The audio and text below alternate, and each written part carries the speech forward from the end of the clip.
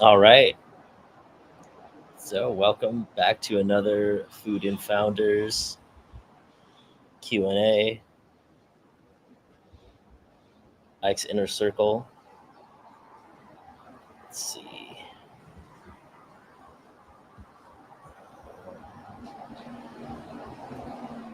I got a question sent in already, but since you're here, you get first priority. Where's the chat? And I got to pull up the question. So, all right, go for it.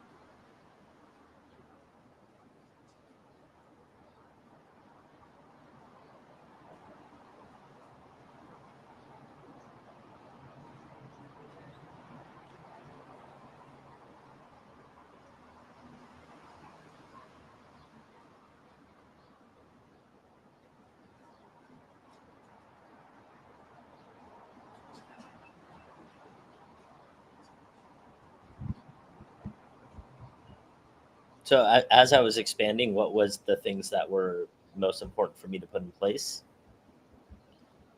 So let's see.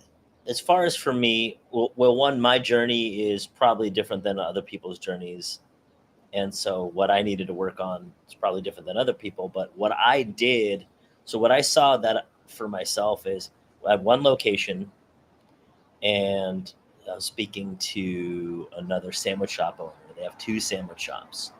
And all the questions that they were asking me were about processes and expansion and all these other things. And they had two sandwich shops. They're doing really freaking well. Like they were telling me their numbers. I was like, oh, if I opened a shop like that, I'd be more than happy. So they got two of them. And for them, where their mind was thinking about how to open up like 20 of them. And the reason why I'm bringing that up is because almost nobody when they're starting should be thinking about 20 of them, even if you want to open up 20 of them, even if you want to open up 50 of them, even if you're like me and I'm going to go open up another shop of something different. I'm not, even though I want to open up 100 of them or 1,000 of them or 5,000 of them, like I'm not going to think I need to, this is how it's going to be for 1,000 outside of what I already have within my scope of knowledge. So for me, as I was working the first stores with one store and we were doing like $200 a day, and then it went up to like $800 a day, and then it went up to like $1,600 a day, and then it was like $4,000 a day, and then it was like $8,000 a day, and then it was like $10,000 on a slow day, and that was all like in a 2 year period. So for me, expansion was just still at one location. And then I was like, oh, well, I should open up another one of these because then I started getting opportunities. But where I saw my deficiencies were in working under pressure, like for myself, leadership style, smaller things like making the schedule, getting the hours on time to the people that can write the check or make the checks and things like that. And what I saw was, heck, even if I go way back, even before, what I saw was, hey, I didn't have time to do the dishes and slice the tomatoes and clean the bathroom and do this and work from this time to this time. So I needed to find other people to do that for me. So whatever those tasks are in your business that are right now, whatever it is, where you could just put in another person to do it, and likely they'll do it better than you, but at a minimum they'll do it and then you don't have to do it. Like that's worst case scenario is they do it and you don't have to do it. So you can't find somebody that's in love with cleaning the toilet. Well, at least now you don't have to clean the toilet. So, and it frees you up to do more higher priority things. And by higher priority, I mean based on your values, what you think is the highest priority, whether it's because you like them or because they're important to the business. Because you can't go based on priority. Because say getting the schedule done and getting paychecks out, that's a freaking high priority, right? It doesn't mean it's not a high priority, but it's not a high priority and within my value. So then I was doing it last. And obviously people don't like it when they don't get paid, right? Like, and so even though it was such a high priority, I was like, I just need to find somebody else to do it. So then I got my mom to start doing the payroll. And in fact, for the most part, she still does payroll for a lot of stores. And that hasn't changed. So you'll look at what it is as you're expanding, what you find yourself not doing. And not doing it because you don't like to do it. Because it's not, you don't have time. You always have time. You'll always have time for what you place a high value on. It's not, it doesn't matter. People like to be like, oh, I don't have any time. No, I just didn't feel like going through my phone every night and texting everybody back. It's not I didn't have any time. It's not a priority for me. But people don't like to talk about that. Like that, I wish that I responded to texts faster, but I don't want to, obviously, because I don't. So it doesn't matter what I want or what I say I want. It only matters what I do. So anybody that's expanding, anybody that's watching this later from the group or anyone else in the future, look at what it is you're already not doing that you think is important to your business. That includes cleaning the toilet, cleaning the bathroom, and slicing tomatoes for me. And then immediately put processes in place so those things happen. And sometimes it's simple. You just hire somebody and their job is they slice tomatoes and they do the dishes and they clean the bathroom and they sweep, and it doesn't even, that's not even a process. You just hire somebody. Or for further things like payroll, okay, so I needed to make sure that my mom got the schedule on time and then got the hours and the clock in sheets and all that, so she knew, so she could do the payroll on time. So I need to put a process in place. And then I still didn't even like doing that. So then I'm like, all right, Alex, Hollywood, Corey, Chase, you guys make sure on Friday, well, she's going to tell you what time she needs it. You go do it. And then you just keep processing it up all the way. So you have a manager and then they don't want to do stuff. Then they start delegating it out. It's easier to delegate than it is to put together a process, which is why people delegate and then sometimes stuff doesn't happen. But if you wrote out a piece of paper, step one is the most important thing when it comes to the trash can is there's always a trash can, meaning a full trash can is better than no trash can. The number two thing is you need a clean trash can. But what's the number one highest priority is having a trash can. So a dirty trash can is better than a clean trash can, is better than no trash can. So then you have to find a way to not have a trash can when you're switching the trash cans. So step two, go and you literally boil it down that much, unless you're literally going to be the one that's taking the trash out every single time.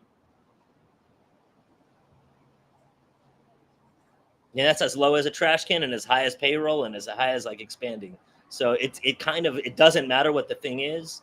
It's it's like that regardless, because what that's a high priority for me, stocking the shelves. I love stock. I mean, I'm in New Orleans and I'm like, don't you guys dare stock those shelves. I want to stock them.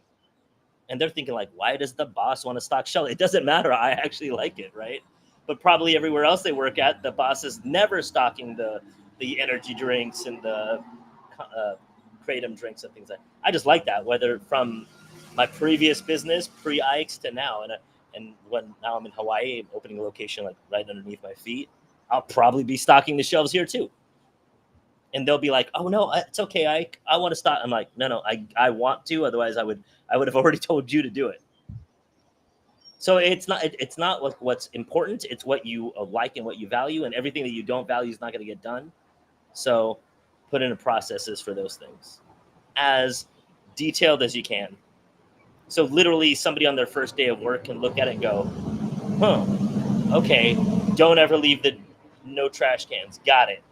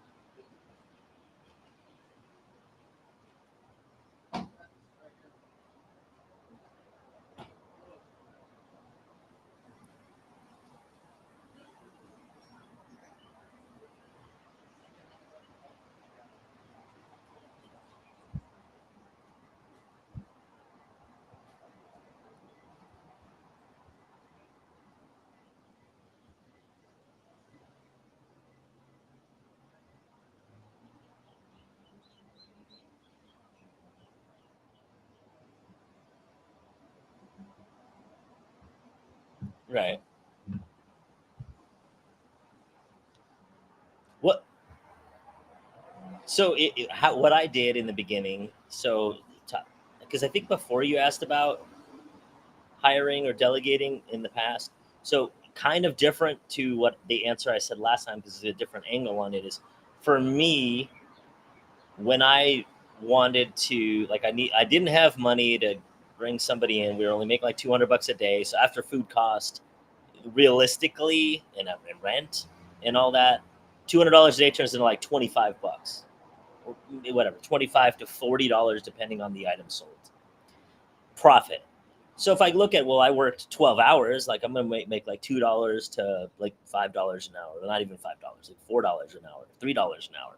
So for me, when I go, okay, well, now I'm tired.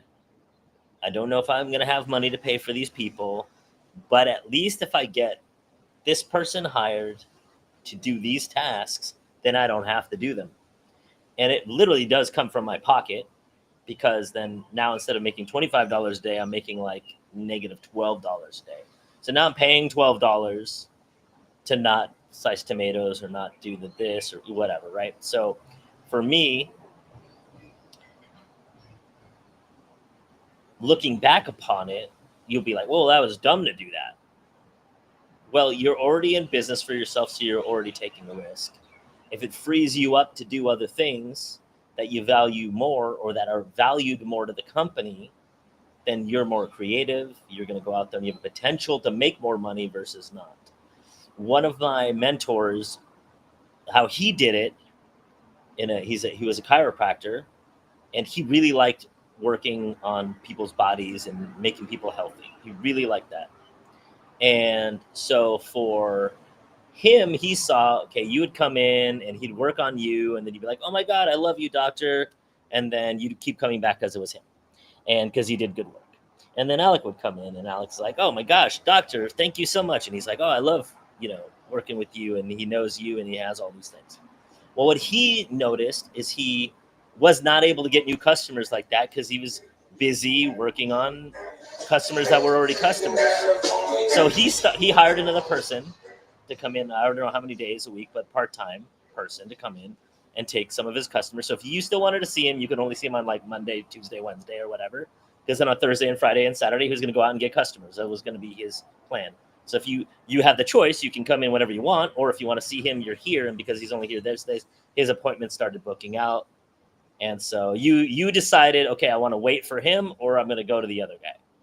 And what he saw was when he would go out and get customers, or to go, and he'd go either do talks about chiropractic or visit other practices for other things, or go to colleges and talk to their athletic department and get that. He would go out and he would get clients. And so he would go out and say every time, and I don't know the exact numbers, but he'd go out and say he'd get 5 clients. And then he'd go out again on Thursday and get 5 clients, and Friday and whatever. So he'd get like 15 clients a week. And then he'd go Monday, Tuesday, and then all of a sudden all his time's getting booked even further out because he's only working these days and going out and getting clients. So then he started going, well, I'm just going to take myself as not an option. So Michael's not waiting a month and a half to see me because you should be seeing me every week. So he hired another person. What he saw was for the business, it was better for the business that he went out and got clients versus doing the work. And he'd still have his super special clients or whatever. Or if it was a thing that was baffling the other doctors, then he would come in and you would still get his expertise. But he was instead of a chiropractor now, he was the speaker and generator of business for the company. And then he eventually was just like, oh, I'll just sell the chiropractic company to these chiropractors and speak, and then go, oh, if you go to him and you say my name, then he'll just get a commission. So he doesn't even have to worry about the day-to-day operations about the chiropractic. He's going to go and speak and then he started doing that for other businesses, not chiropractic, but other similar businesses. Oh, you have an ear thing? Great. I know you're a doctor. I'm going to send you and I'd get a commission on that. And so he's not a chiropractor anymore, even though that's what he's got his doctorate in. That's what he went to school for. That's what he studied. Even still what he's passionate about but he doesn't do that anymore. All he does is speak and refer out whatever it is, whether they need help with their money or they need help with their body or they need help with love or whatever, or he does it himself for his rates. And so even in that, it's always about, well, what is it that you value, and making that the priority. So if you go, okay, well, I don't have money to pay for fill in the blank, and I'm not saying that's what you said, but you kind of said that, but I had that experience. So you don't have money, but what's your priority? Is your priority to do all this other stuff, or is your priority to go and do what you want to do, that you actually want to do? And everybody's gonna be like, oh, of course I want to do what I want to do, and I don't want to do these other things. All right, well then you just have to do it right now, because you're not gonna all of a sudden, like, there's not a point. So this is the question that the other person asked. So I'll pull back a little bit about that. But did that answer your question? And then I'll move into the next part, which is totally tangential to here.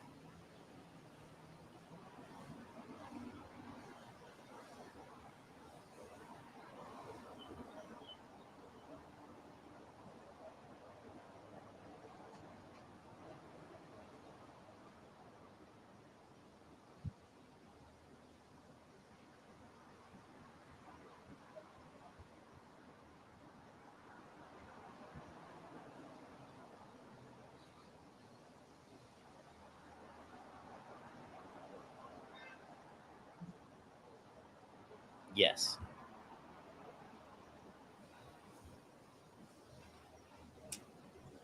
You're welcome.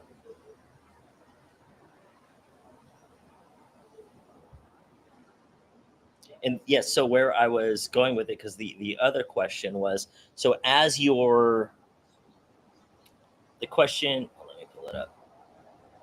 But kind of to there you are, and you're deciding, should I pay for somebody? Do I have the money to do it or not? You're never going to, like, outpace what it is that's in your values. Even if you're doing what it is that you love, there's always going to be more of, you're not going to be like, oh, I'm doing so much of what I love, I would like to stop doing what I love. You're never going to be able to outpace it. So the question was, well, what if the things that I like, that I like to do, like, I'm not doing them? And it's like the simplest answer is, if you're not doing them, then you have to act like you don't like that. Like, it's not important to you.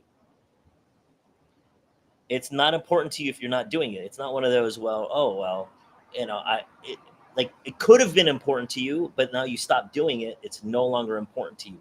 So if you still need to do it, well, one, if it's no longer important to you, just admit, oh, I guess it's not important to me anymore. How do I know? Because I'm not doing it anymore. And so then you should delegate that task out, if it's important to the business, which it probably is, if you were doing it and now you're not.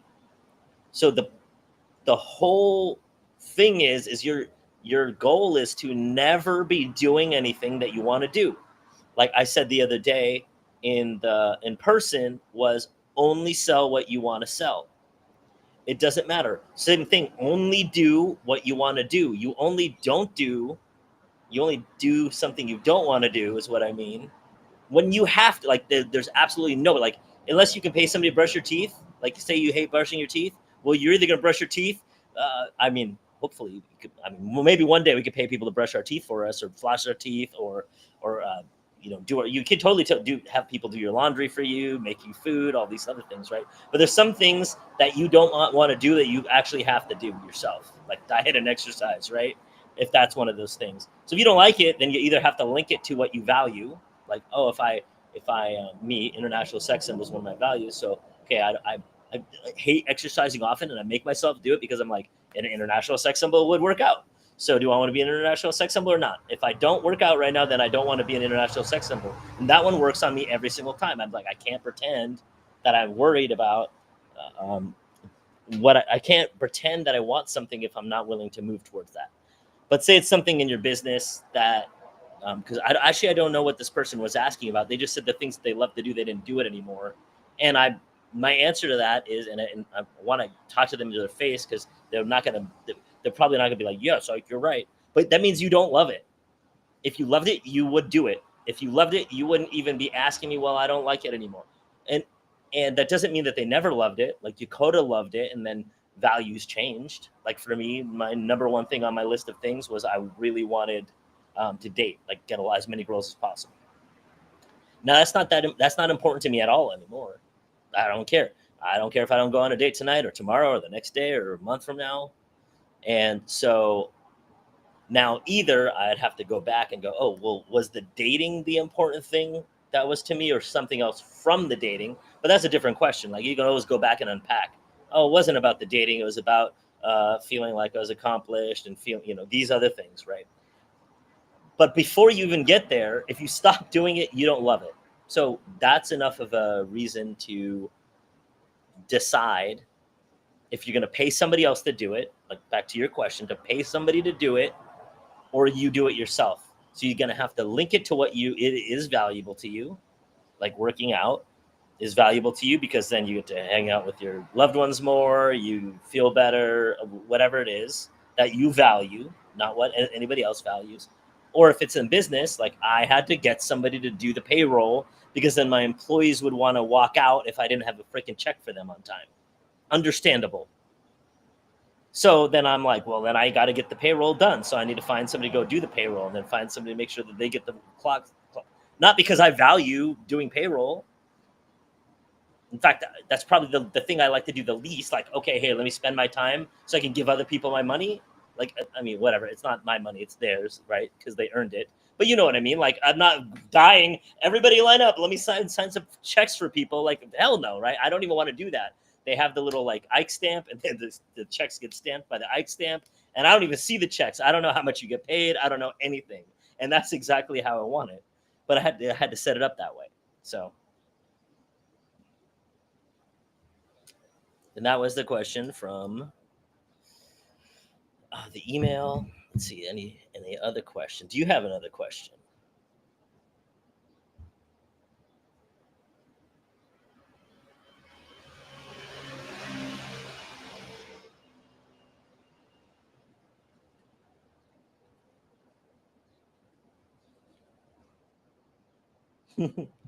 In the middle.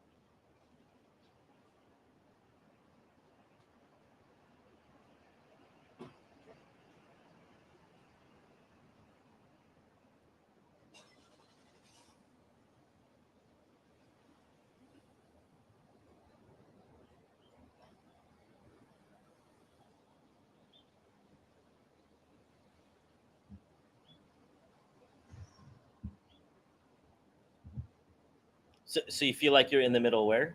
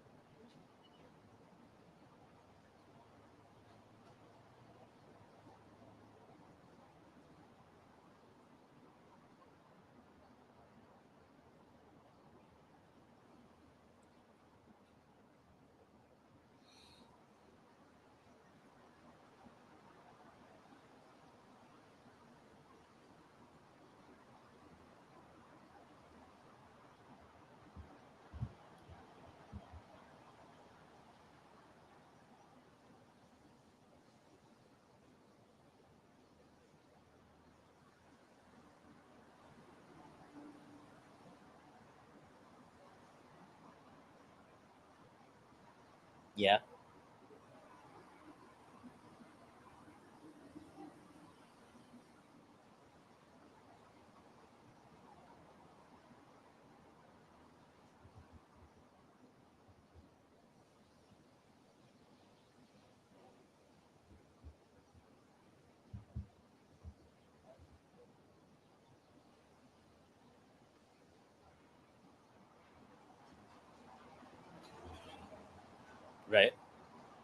Well, so then it just sounds like that you need to move back and put in things in place. Now, sometimes that means that these conversations need to happen sooner rather than later. And when it comes to money, it should always happen sooner rather than later. So somebody later on doesn't be like, oh, well, I'm not going to do that, and then peace out. And then you're like, oh, well, what am I going to do now? Or they know that they can charge whatever they want because what are you going to do? Like, it's next week and I'm going to leave if you don't give me whatever you give me, right? And but then also to get them to go out and do things when we're looking at what we're spending out, allocating out all resources. So it's not just your resources money wise, but time, energy, people, deployment, right? And so I'm having this thing right now where I'm over deployed as well because it's like, oh, this I want to do this and this I want to do this. In fact, yesterday I was on a plane flying here to Hawaii, and I was going, you know what? I probably gonna have to literally say no to the next 3 or 4 or 5, like for the next 3 months, maybe more, because I'm already over committed and I'm not going to catch up unless I start saying no. So then I'm like, shit, I hope nothing I really, really, really want to do shows up. Because if even if it's like, hey, do you want to hang out with Barry Bonds or something? I'd have to be like, well, I can't actually. But I really want to. And so it's for me now a lesson to be, because some of the things that I did say yes to, like aren't necessarily the highest of my, like if I made a list of the 100 events that I'm going to do this year, it's probably like 300 events I'm going to do here this year. Some of the ones that I'm committed to right this second that are taking time and effort and like attention and some of them money, I'm like, I would have just not done that one, but it's too late. I already said I was going to do it, and I could either be like, I'm not going to do it and make my word not mean anything, which is very important to me, or I'm going to do it and be like, damn, it's like weird. Now I'm rooting against my own life, that my life is not going to be cooler for the next 3 months because I want to not miss anything from a money or resource or time or attention standpoint. So for me, it's a lesson for myself. I should have just said no to this because it was like, cool, I'll do that, but it's not high on my list of things to do. Now, if I had unlimited resources and unlimited whatever, then yeah, I would do it and be like, great, and let me just slide it into the time frame. So with you and here, it seems like you're in a similar situation. There's so much that you want to do. You have your business, you have your charity, you want to go to here and do that, right? And you want to do all these things,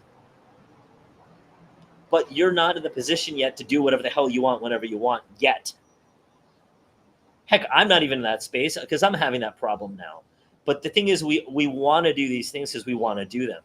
So you're already in this commitments with these few things. So there's not really a magic way out other than to be like, hey, well, if you can postpone things, postpone them to the maximum extent that makes you feel comfortable.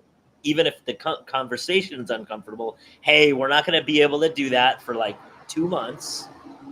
It's either 2 months from now or it's not going to happen. Like, what would you like to choose? Or you're going to have to be like eating top ramen for 3 months. Like, I mean, none of those are wrong. So you have to do that. And then moving forward, make sure that you put yourself in the position where you're not able to be like this, because it's likely bringing you stress when you don't want to have stress to your life. It's supposed to be something that you wanted to have cool for you to happen, and now it's not. Now, I read something yesterday about the law of compensation. Every time we think we've gained, we've actually lost, and every time we've lost, we've actually gained. And it was an interesting perception of it. What it said was, if there's something that happens, and you're like, oh my gosh, I'm so glad this is a great opportunity. Because of that, it's going to give you a headache, because it's just the way the law of compensation works. So if you're super excited about something, just know that it's also going to cause you anxiety automatically. So either don't get excited about it, or take your excitement and be like, oh, I'm not going to do it now because it's going to bring me anxiety later. You got your excitement, but you didn't see the anxiety underneath. So until you're actually in the position to be able to do whatever you want whenever you want, then you'll have to literally feel into it. Feel into it. And are the cons, because there's gonna be cons, worth it? And everybody goes, yeah, of course it's worth it. I really love fill in the blank, right? But is it actually really? Would you rather, like, would you want to be stressed out for your family to do fill in the blank? The answer is probably going to be no when you put it in that context, right? So, but we do this all the time. Oh, I would love to go do fill in the blank charity, or I want to go do this with these people over here, whether it's family or friends, and then not going, well, actually, I'm going to be pretty bad, worried, all these things, and then I'm going to bring that back to my actual close loved ones. So it's actually a net negative. Well, it's going to be a net zero. It's like a negative sum, or minus one plus one, right? But who's going to get the negatives versus who's going to get the positives? And we do that all the time. Where people that we care about not as much get the positives, and people that we care about more get the negatives, including ourselves.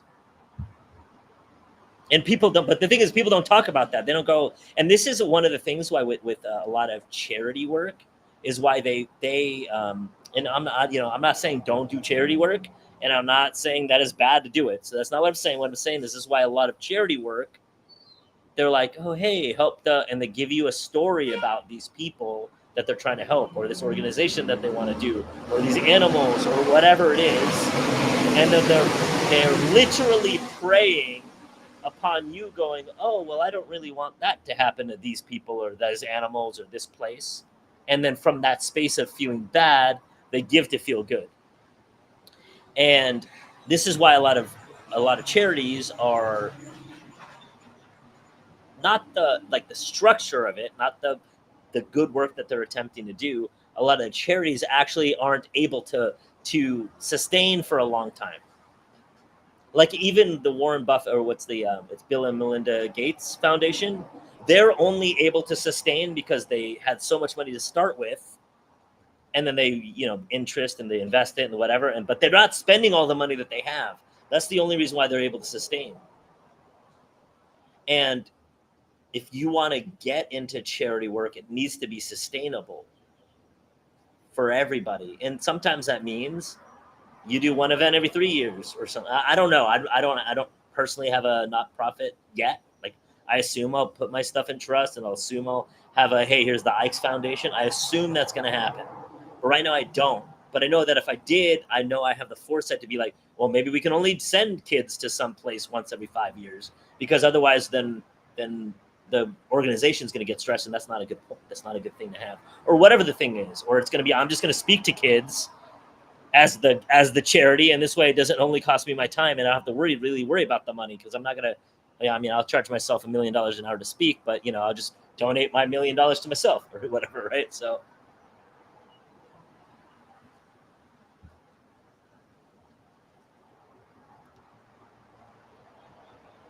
yeah,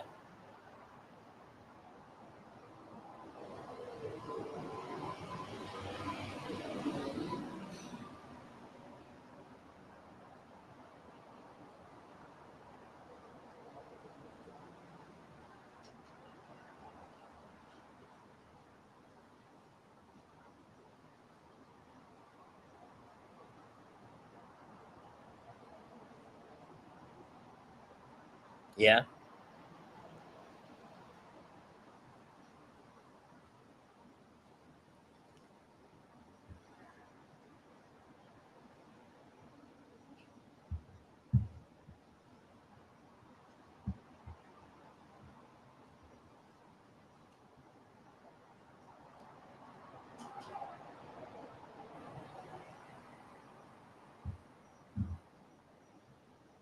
yeah,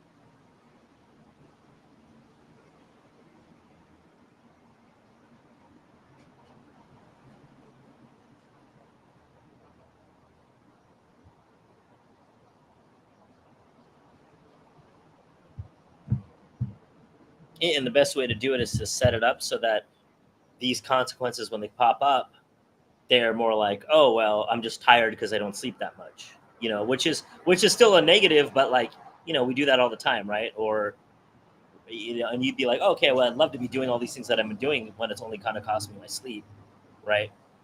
So, but it's when it adds actual stress to your life, and obviously, if you don't sleep for like long time, it's going to add stress, and it's going to not be healthy for you. But I can not sleep well for a week and a half because I'm busy doing projects. But the part where it's like, oh, well, the finances aren't there, or the other, like those things actually add some stress, and then the people in your life that you actually really freaking care about, they're the ones going to deal with a stressed out you because you're snappy over the money, or you're snappy over your lack of because you're grumpy now and all these other things because your mind is somewhere else and you're not there. But unfortunately, we don't talk about that, right? So we got to make that more mainstream. I don't even want to say mainstream. We have to get that known so people are like, oh, because right now, like, try to say no to something, right? You probably will feel bad. I'm saying no to, like, I had to say no to somebody for something 2 days ago, and I still feel bad about it. But I'm like, I can't do, like, I literally can't do it. If I do it, I'm gonna die. Like, not literally die, but like inside of myself, I'm gonna freaking die. So I can't do it, but I still feel bad, and and that's not just brought out. So now you know this about yourself as you're moving towards what it is that you want in these areas, with the charity, with the events, with your work, with your travel. Now you can be like, okay, I see this now, and I'm not going to do it. Now, unfortunately, I personally didn't see it for the last 6 months, but now I'm like, okay, well, hopefully this time I learned the lesson, and now it's like I can't do this. Like, I really want to help this person, I really freaking do, and I feel bad. Like, before the call, I felt bad that I wasn't able to help them. I thought about it. I'm like, damn, I wish, and I'm trying to make it work. But if I made it work, it's going to be literally at my cost, like literally out of my pocket, and I can't. I can't do that. So the same for you, and it's not just in this. It'd be like in relationships too, or with your physical body, with your diet, with your exercise. So look at all those things and then go back in and actually see what the output's going to be for you, and what's worth it is worth it. You'll be paying, you don't want to be paying a price that you don't want to pay, because you'll gladly pay the price for things that are really high for you.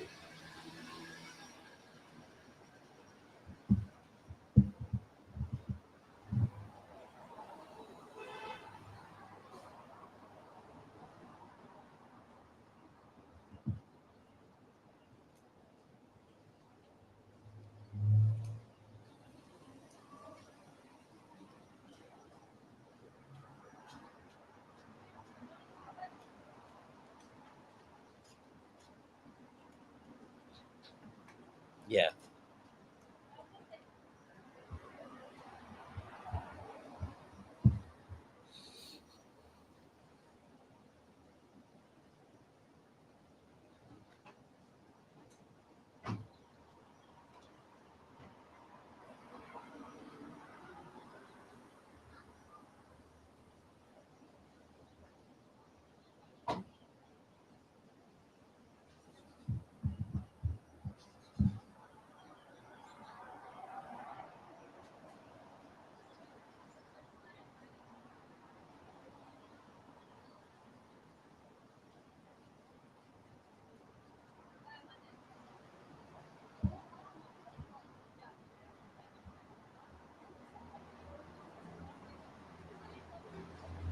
Right.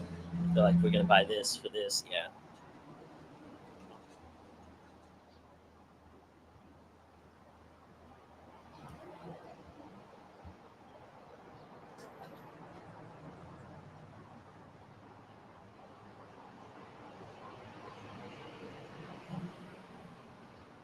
Perfect. Happy to help. That's what these are for anyway. So cool. Well, I'll catch you next week. All right.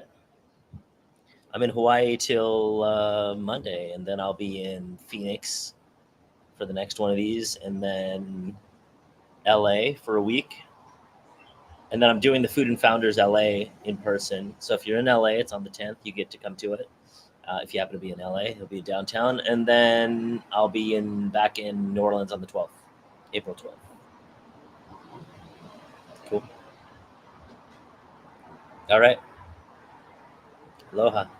Bye.